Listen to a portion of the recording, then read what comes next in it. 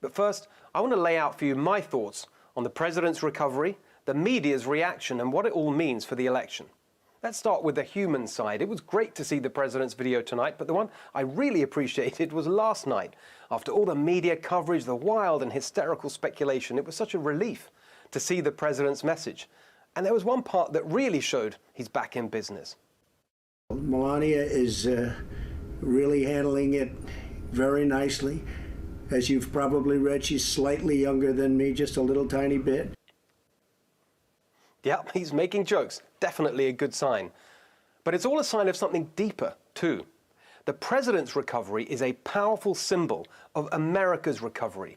Yes, he got the virus because he was out there fighting for the future of the country, not hiding in a basement. He's been saying for months we need to be open, not closed, that we've got to beat the virus, not surrender to it. Of course, that has risks. But that's the American way, to take risks so you get a bigger reward. And we're seeing that now, with a recovery that is faster than Europe, stronger than anyone was predicting. President Trump is a living symbol of that positive can-do spirit. People are free to disagree with it, but it's a clear contrast with Biden. It gives voters a clear choice.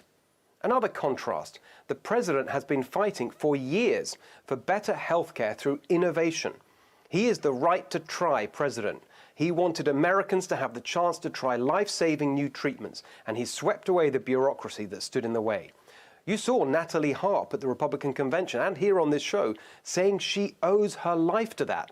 Now President Trump himself putting his own health, his life, frankly, where his policy has been, taking innovative treatments like convalescent plasma, remdesivir, and Regeneron, and showing that they work. Let's be clear, the only reason these treatments are available today is because President Trump pushed for them against the bureaucracy and the status quo thinking of the swamp. He wants them available to every American. That's why he's battling the FDA bureaucrats over all this. He is a living symbol of why he's right and right to fight.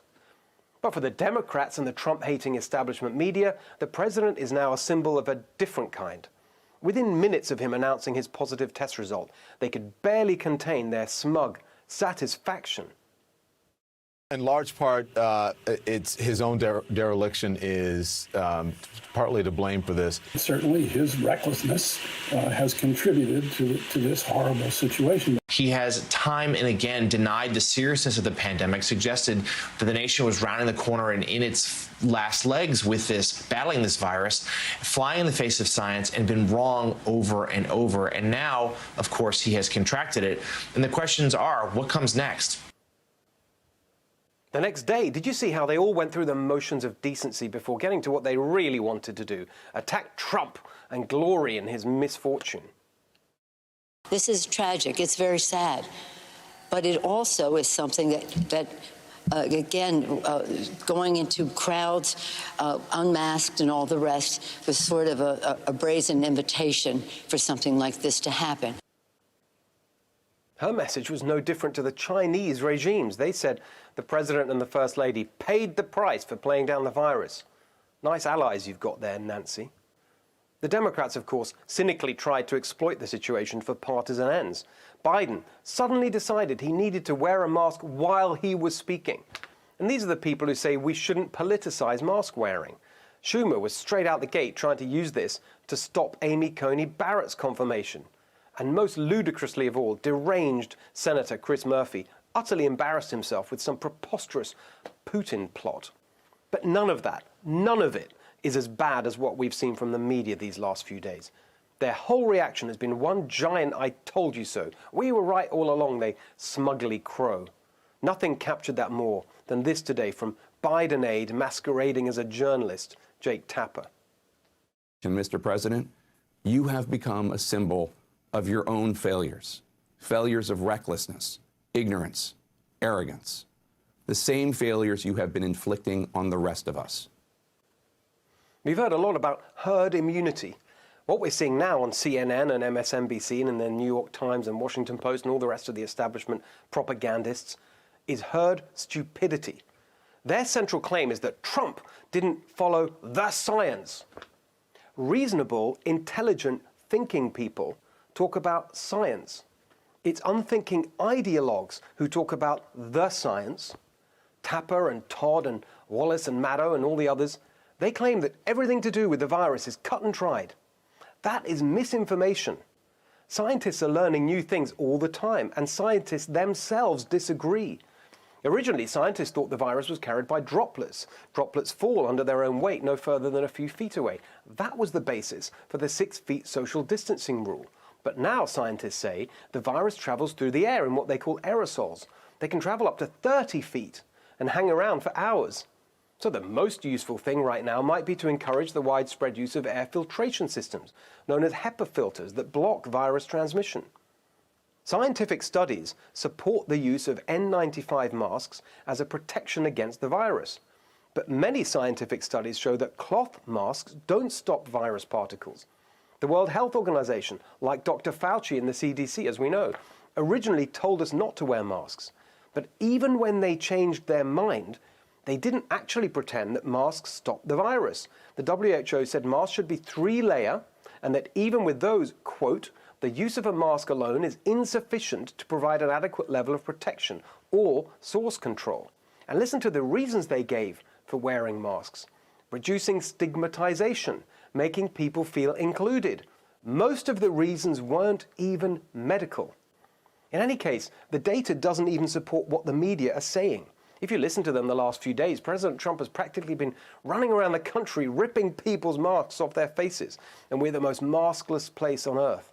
In fact, we're relatively high on mask wearing, and much higher than some countries with much lower infection rates.